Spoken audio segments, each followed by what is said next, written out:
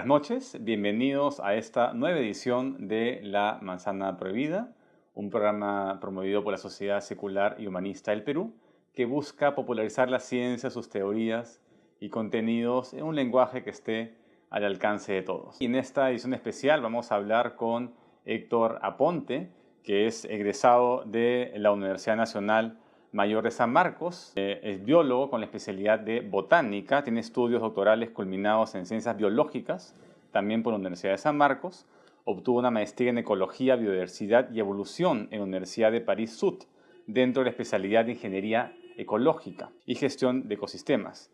Obtuvo también una maestría en botánica tropical en la Universidad de San Marcos, es profesor de la Universidad Científica del Sur, coordinador de investigación de la Escuela de Biología Marina, investigador asociado del Laboratorio de Florística del Museo de Historia Natural de San Marcos, director de Investigación y Desarrollo del Instituto Peruano para la Sostenibilidad y Desarrollo y autor de múltiples artículos científicos y libros de divulgación de flora peruana. Bienvenido, Héctor, al programa. Gracias por estar en La Manzana. Gracias a ti por la invitación. ¿Cuál es el origen de las especies? ¿No? Esta gran pregunta que se planteó Darwin ya por 1800, ¿no? ¿Cómo se origina una especie? Darwin y muchos científicos antes de Darwin intentaron resolver esa pregunta. Lamarck, el abuelo de Darwin, también intentó resolver esa pregunta. Y lo interesante es que Darwin logró ensamblar algunos componentes para poder explicarlos, ¿no? Por ejemplo, importante fue que Darwin tenía la información del tiempo de la Tierra, es decir, la edad de la Tierra, ¿no? Al menos una idea aproximada, varios miles de millones de años. Tenía, por ejemplo, la información de el trabajo de Malthus, por ejemplo, que era un economista. Él había logrado saber una respuesta interesante de las poblaciones, que en algún momento se saturan y algunos de los organismos de las poblaciones simplemente mueren o desaparecen, fruto de una suerte de selección. Algo que Darwin identificó en la naturaleza y le llamó selección natural, que es un proceso muy fino, no aleatorio, en el cual un grupo de organismos simplemente va quedando de lado, se va reproduciendo un poco menos, va teniendo menos éxito, y a lo largo de millones de años, esos organismos que tuvieron menos éxito y se reprodujeron un poco menos simplemente van desapareciendo, y aquellos que lo tuvieron, pues van quedándose. ¿Y qué determina que un grupo de individuos sobreviva y otro no? ¿No? Tiene que ver con la adaptabilidad al entorno, ¿no? O sea, no es cierto que las especies más fuertes sobrevivan. La fortaleza permite que algunos grupos de organismos efectivamente sobrevivan, pero la fuerza no es necesariamente la mejor arma. A veces puede ser la inteligencia, como en nuestro caso. En otros casos podría ser de repente el tamaño, ¿no? No necesariamente la fuerza, el tamaño. En algunos casos los más pequeños son los que sobreviven. En otros casos no es ni el tamaño ni la fuerza, sino la velocidad, ¿no? Entonces los más veloces son los que podrán escapar de los predadores y en consecuencia pues serán los que sobreviven. Oh, y la velocidad supongo que tiene que ver con la masa muscular, con la longitud de las extremidades. Si las extremidades son largas, hay mayor palanca, uno puede correr más rápido, pero también corre el riesgo de que se rompan los huesos. Entonces hay un límite, ¿no? De adaptabilidad, ¿no? Tal es el caso, por ejemplo, en algunos renos es muy importante para reproducirse tener unos cuernos muy grandes, porque es lo que les permite pelear, ¿no? y encontrar a la mejor hembra. Sin embargo, ha habido casos de especies en que los cuernos son tan grandes que el cuello simplemente se cae, ¿no? Se dobla y pues simplemente esos machos no logran reproducirse porque son tan grandes, ¿no? Entonces no es, hay como un punto exacto, ¿no? En el cual existe esta fuerza que va diciendo, ok, tú te quedas y tú no. Claro, o sea, puedes tener ciertas facultades, pero cuando es muy exagerado ya es contraadaptativo, ¿no? En el caso de los cuernos supongo que aparece por selección sexual, ¿no? Claro, en este caso selección sexual. ¿No? Ajá. A las hembras les gustan los machos con cuernos grandes. Con cuernos en esas especies. No nuestra especie, digamos, ¿no? No nuestra especie. Y el típico ejemplo, la cola del pavo real, ¿no? La cola del pavo real macho aparece por selección sexual, pero supongo que si la cola ya es muy grande, ya no hay manera de que un macho con una cola tan grande y pesada sobreviva, entonces no va a poder pasar sus genes por más de que sea muy atractivo sexualmente, ¿no? Sí, a propósito, ¿por qué las hembras de todas esas especies eligen cosas tan raras, ¿no? Realmente uno se lo pregunta y en evolución existe una teoría que se llama, o una regla que se llama la regla del handicap, ¿no? Que es justamente esta selección de las hembras por aquellos rasgos exagerados de los machos. las colas muy grandes, los cuernos demasiado grandes, el color demasiado llamativo. Dice que, por ejemplo, bueno, si nosotros pensáramos como una hembra de esas especies, lo que nosotros lograríamos razonar sería, mira ese macho, ¿no? Como con esos cuernos tan grandes logra sobrevivir, ¿no? Vale la pena, ¿no? O mira ese macho con esa cola tan grande, a pesar de que tiene una cola tan grande, logra sobrevivir a los predadores que lo pueden ver. Definitivamente debe tener algo. Claro. Y al mismo tiempo estas reglas están asociadas con otras reglas, como por ejemplo la regla de la respuesta inmune. Aquellas aves, por ejemplo, que tienen colores muy llamativos, al parecer también tienen, o está relacionado con su respuesta inmune, tienen una mejor respuesta inmune. Entonces, por ahí que también estas se pueden ver favorecidas, ¿no? Digamos, en el caso de la extinción de los dinosaurios, se podría decir que una vez que cae el meteorito, hace 65 millones de años, digamos, si se mueren todas las plantas, viendo el invierno nuclear, digamos, si mueren las plantas y no hay mucha comida, ¿no? En general, entonces sobreviven, o sea, es probable que sobrevivan las especies más pequeñas que requieran de menos comida. Uno piensa que con la caída del meteorito, es la caída del meteorito la que causa la desaparición de las especies, ¿no? Y no es necesariamente eso. Acabas de mencionar, por ejemplo, el invierno largo. Esa fue otra consecuencia. La nube de polvo que se levantó y ocasionó un invierno. Hace frío. Y con ese frío también muchas especies que no estaban adaptadas a esas circunstancias desaparecen. Luego, ¿qué cosa no desaparece? Los organismos de repente que están debajo del suelo. Por ejemplo, nosotros descendemos de un grupo de mamíferos que logró sobrevivir a esta extinción, ¿no? Organismos que están roedores bajo el suelo probablemente, ¿no? Eso quiere decir que puedan adaptarse a cambios de temperatura o a cambios de dieta también, ¿no?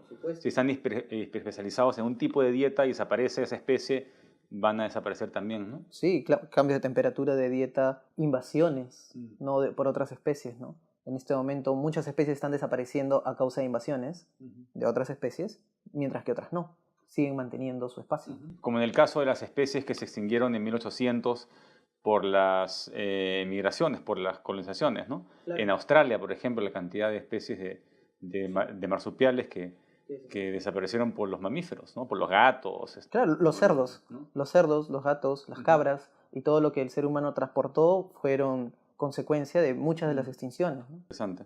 Entonces, ¿se podría hablar de un origen de las especies en nuestro planeta?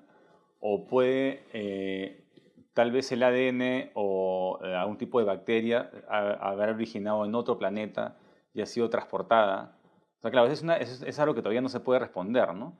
Pero tú estarías tentado a pensar que la vida se originó en este planeta o tal vez fue transportada de alguna otra parte.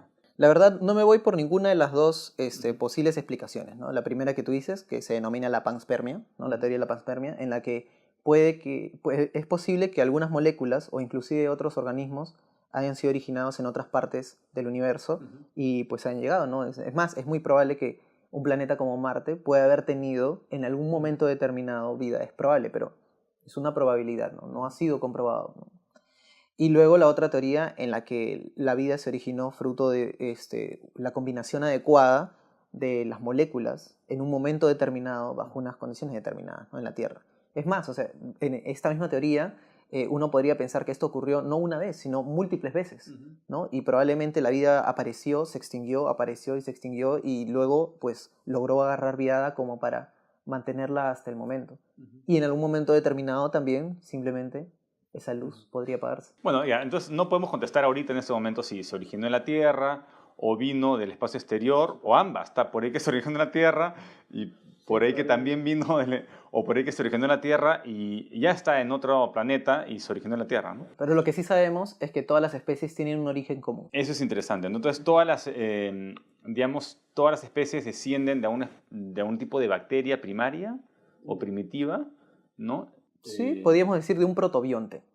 En realidad es probable que hubieran muchos tipos de protobiontes. Y es más, antes de los protobiontes podríamos decir las primeras moléculas que se podían autorreplicar, como por ejemplo el ARN, ¿no? Existen moléculas como el ADN, el ARN, pero en este caso el ARN es capaz de autorreplicarse, ¿no? Y esto hace pensar de que quizás al inicio estas moléculas pues fueron las que desencadenaron autonomía, ¿no? En un espacio donde no existía tal cosa como autonomía, sino más bien las leyes de la física y de la química que gobiernan, ¿no? Entonces, Posterior a eso, los protobiontes, ¿no? Que de repente lograron englobar vesículas de proteínas o de enzimas que finalmente tenían alguna función. Y luego un conjunto de fosfolípidos, o mejor dicho, de moléculas que engloban al ADN o al ARN y comienzan a formar núcleos, ¿no? Que en un momento determinado pues, se convierten en un eucarionte. Entonces sí, este protobionte podría haber tenido la estructura como de una bacteria, ¿no? Pero ¿cómo sabemos que todas las especies derivan de una sola población de protobiontes y no de varias o en diferentes momentos? O sea, ¿hay una manera de, tal vez mediante el registro fósil o el ADN de las especies actuales, poder revisar, ¿no? que efectivamente tenemos un pasado común y que es indubitable? Claro, efectivamente tenemos que basar nuestras hipótesis en evidencia. Si existe evidencia, nosotros podemos decir tal cosa puede haber sucedido. Y nuestra mejor evidencia de que todos los organismos tienen un antecesor común es que todos tenemos ADN, por ejemplo, ¿no? Entonces, todas las bacterias tienen ADN, todos los eucariontes tenemos ADN, ¿no? Entonces, esa es quizás la mejor evidencia que tenemos, ¿no? Y hay secciones del ADN que son idénticas, o sea, nosotros compartimos partes del ADN idénticas con una bacteria, ¿no? Sí. Y esa sucesión sería muy improbable que haya ocurrido al azar. Entonces eso indica que tenemos o sea, que somos primos hermanos. Claro, es más, nuestras células se asemejan, entre comillas, mucho, ¿no? Entre todos los grupos de organismos tenemos células que tienen membranas compuestas por fosfolípidos idénticos, ¿no? Somos de alguna manera muy similares, ¿no? Entonces, molecularmente, ¿no? A nivel molecular, claro. ¿No? Sí, porque si queremos compararnos con una bacteria, tenemos que hacerlo a ese nivel. ¿Qué causa que las especies se ramifiquen, ¿no? Hemos hablado de la selección natural y del ambiente, ¿no?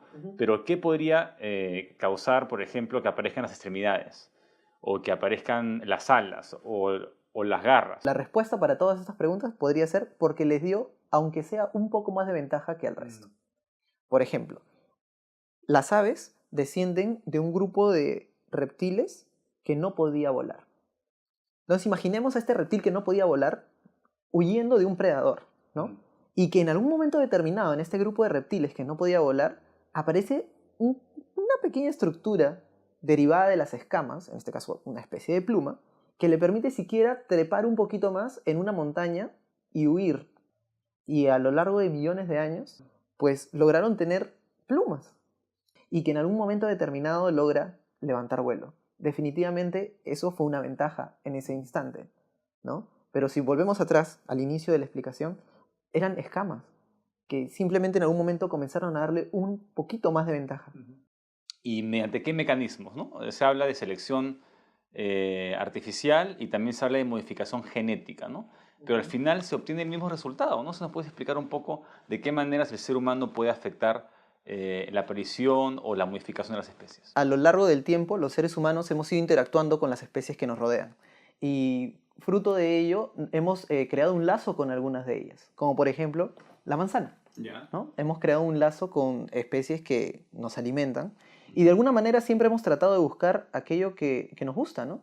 Una manzana roja y grande, carnosa de alguna manera, es algo que nos agrada.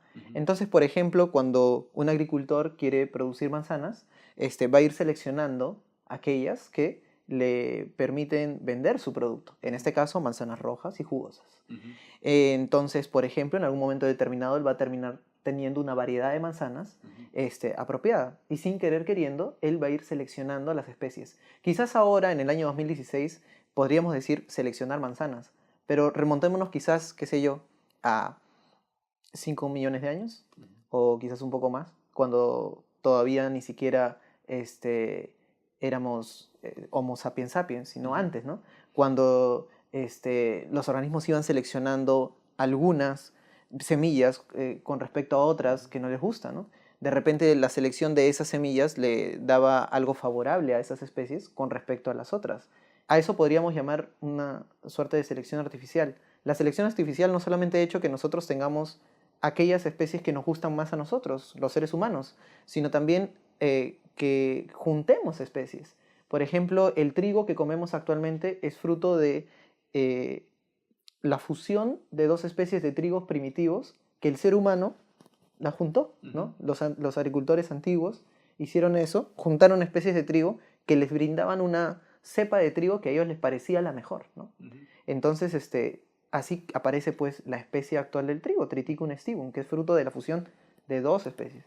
Igual sucede con las orquídeas. Mucha gente que cultiva orquídeas, por ejemplo, a veces fusiona el polen de una especie con bueno, el ovario, ¿no? de la otra, para que pues te genere una especie de orquídea muy distinta, ¿no? Y se generan híbridos, ¿no? Para tenerlo claro, algo como una manzana, como la manzana prohibida que tenemos acá, no ha aparecido como selección natural. O sea, tal vez a una especie similar, ¿no? Pero el que sea tan grande, tan roja, tan jugosa, tal vez con las pepas más pequeñas, ¿no? Es producto de la selección artificial, ¿no?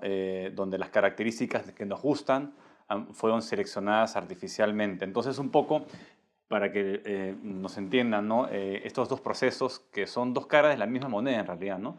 La selección natural, que es el ambiente, no hay ningún, digamos, intencionalidad, ahí es el ambiente que provee las condiciones de manera azarosa para que haya más adaptación o menos adaptación en ciertos individuos. Y en el caso de la selección artificial es el ojo humano el que dice, bueno, yo quiero que esta especie se reproduzca y no esta de acá, ¿no? Existen los denominados organismos genéticamente modificados, que son organismos a los cuales se les ha insertado secuencias de ADN de otros organismos. Entonces, estos organismos de repente tienen la capacidad para tener un color más llamativo y más bonito del producto, generar una mayor cantidad del alimento, o mejor dicho, de harina o de la proteína que producen. De repente tienen la capacidad de ser resistentes a plagas u otros, ¿no? Entonces, esta modificación genética que se hace a partir de ensayos de laboratorio permite mejorar la productividad de los cultivos, ¿no? En el caso de plantas, por ejemplo, ¿no? O en el caso de los animales, que también existen organismos genéticamente modificados animales, permite aumentar la productividad, ¿no? El caso, por ejemplo, de tilapias genéticamente modificadas, para poder, por ejemplo, tener tilapias de mayor tamaño, ¿no? No, y están modificando genéticamente a bacterias en laboratorios de biología en Estados Unidos. En un garaje compra sus biopartes, no sé, la proteína de esta medusa luminiscente, le inserta una bacteria y la bacteria brilla en la oscuridad, ¿no? Claro, pero hay un par de cosas de tener en cuenta y que es bien importante que todas las personas sepan, ¿no? Lo primero es que, por ejemplo, cuando se hacen este tipo de ensayos, en Gram y todos los ensayos que yo conozco, por ejemplo, nadie juega con los genes, ¿no? O sea, ahorita acabas de mencionar un ejemplo muy interesante, ¿no? No hay mucho dinero para hacer eso, ¿no? Sin tener en cuenta las condiciones éticas. Sino que más bien son cosas relativamente serias, generalmente apegadas a la agricultura o la farmacéutica. Entonces, número uno. Y número dos, que si bien ahora tenemos toda la biotecnología que nos permite hacer ese tipo de modificaciones, los seres humanos, desde que hemos sido capaces de de seleccionar artificialmente las frutas, las verduras, los animales, hemos ido cambiando genéticamente las poblaciones de los organismos. Es decir, sin directamente trabajar en un laboratorio, nosotros también hemos inferido genéticamente. Y es esto importante, yo decía, porque mucha gente le tiene mucho miedo al jugar con los genes o al trabajar con los genes cuando los seres humanos lo hemos venido haciendo durante toda nuestra historia. Yo quería hablar sobre el tema de la extinción, ¿no? Se piensa que hay una norma, que es que toda especie, así como aparece y evoluciona, también se extingue, ¿no? Dado que, digamos, cualquier especie antigua está extinta, ¿no? Se dice que 99.99% de las especies actualmente que aún existieron están extintas, ¿no? Entonces, primero, ¿por qué se da la extinción? ¿No? Pero, ¿qué cosa es? ¿Por qué se da? Y si hay alguna especie que pueda librarse de este fin inevitable. La extinción es la desaparición definitiva de una especie, ¿no? Una especie simplemente deja de existir. Pueden haber extinciones denominadas extinciones locales. Por ejemplo, una especie deja de existir solamente en Perú, pero existe en otras partes del mundo. O una extinción global o general, ¿no? La especie deja de aparecer en todas las partes del planeta. Eso es la extinción. Entonces, ¿por qué se extingue una especie? Hay múltiples factores por los cuales se extingue una especie.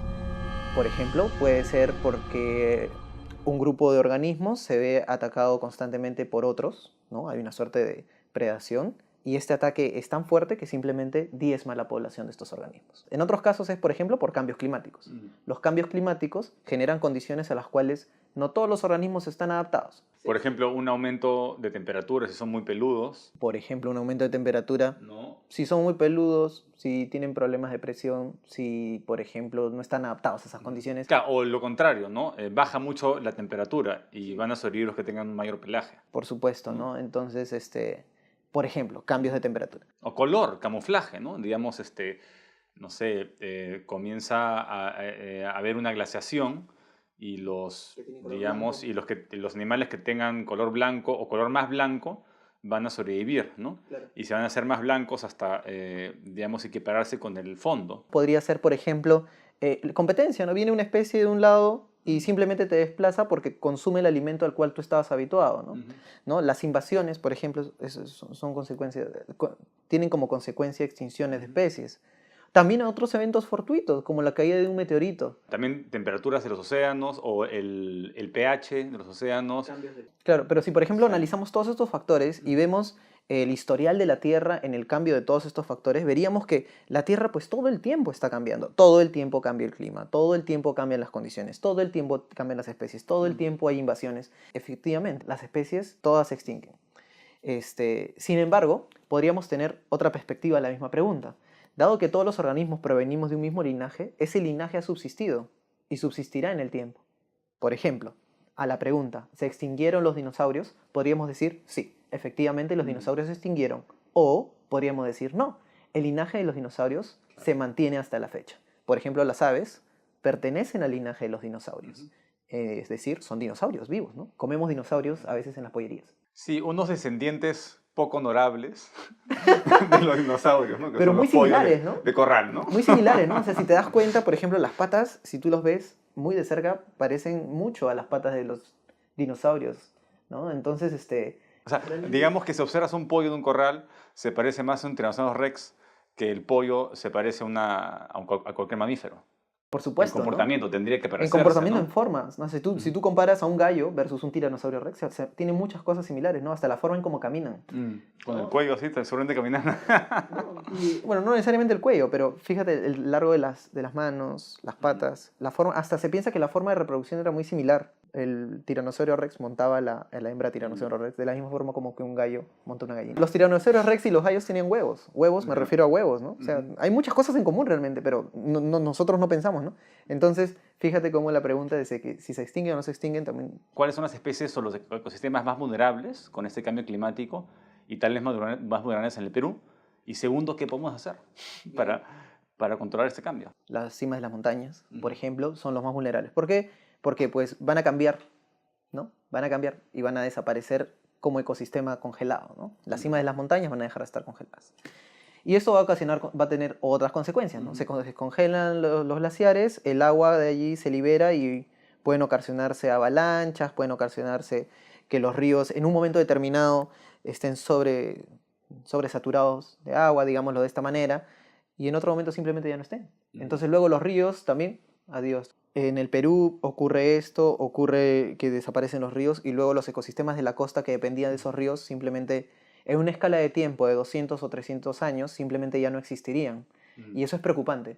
¿Y por qué debería de importarnos? Pues porque a los seres humanos eso nos afecta. Lo que pasa es que no se dan cuenta que poco a poco están pagando un poco más por el recibo de agua, que poco a poco están pagando un poco más por el recibo de luz que se genera con energía hidroeléctrica, ¿no? Entonces, que poco a poco otros países comienzan a ver al Perú como fuente de energía, ¿no? Brasil quiere nuestra energía eléctrica. ¿Por qué? Porque, por ejemplo, no hay allá fuentes de energía hidroeléctrica, ¿no? Entonces, o hídrica, mejor dicho. Es un país muy plano, ¿no? Claro. Entonces, por ejemplo, si tú no te percatas de eso, definitivamente tú dices, a mí que me importa el cambio climático. Partes de la sierra se pueden desertificar, ¿no? A la hora que hay muchos valles que son alimentados por glaciales y a la hora que desaparece esa fuente de agua, pues no solamente los animales, sino las personas, los campesinos que viven en esas zonas, no van a poder ni siquiera, no solamente hacer agricultura, sino ni siquiera van a poder tomar agua. A los seres humanos debería importarnos esto porque nos afecta. Esa es la razón. Pero después podríamos entrar a otras razones más éticas y morales, ¿no? Nosotros somos una de las pocas especies que probablemente se da cuenta de lo que sucede en su entorno y puede hacer algo por arreglarlo. O puede hacer algo por mejorarlo, ¿no? Entonces, por esa razón quizás también debería importarnos el cambio climático, porque nuestras acciones están teniendo consecuencias a nosotros mismos, pero también a otras especies. O sea, no podemos saber la respuesta ahora, ¿no? Pero ¿tú Claro. crees que nosotros como especie vamos a superar la norma de la extinción o vamos a inevitablemente extinguirnos en algún momento? En un momento determinado de la historia, si no me equivoco fue hace unos 50 años o un poco más, existió algo que se denominó la Revolución Verde. La Revolución Verde fue un fenómeno que permitió, por ejemplo, duplicar los alimentos, fruto de la tecnología. Y, por ejemplo, fruto de esta Revolución Verde, los seres humanos fuimos capaces de pasar esa valla, ¿no? Una valla que parecía decirnos, hasta acá no más van a llegar. El planeta no acepta más seres humanos. Entonces fuimos capaces de traspasar esa valla. En este momento necesitamos pasar la siguiente valla, ¿no? Esa valla en la que nosotros tenemos que ser capaces de utilizar correctamente los recursos que tenemos en el planeta. Si nosotros somos capaces de atravesar esa valla, de dejar el consumismo y de utilizar correctamente, y si logramos utilizar correctamente los recursos, probablemente vamos a poder seguir. ¿Cuánto tiempo más? La verdad, no lo sé. Bueno, estaba muy interesante la conversación. No sé a dónde te pueden seguir o tienes algún blog o una página web donde te puedan contactar. Bueno, pueden buscarme en mi blog, Héctor Aponte Villus. Pueden también buscarme en Facebook, tengo una página en Facebook y un pequeño canal en YouTube donde, bueno, principalmente coloco cosas de ecología, pero después de esta entrevista me siento motivado a colocar otras cosas también, Claro, quizás sobre claro, evolución, sería, biodiversidad. sería interesante. Bueno, muchas gracias por haber venido al programa. Estuvimos acá con Héctor Aponte, él es experto en evolución y biodiversidad. Hemos hablado sobre la evolución de las especies, la diferencia entre selección natural y selección artificial. Y bueno, los invito a seguirnos. Mi nombre es Víctor García Belaunde. Esta fue una edición más de La Manzana Prohibida. Chao.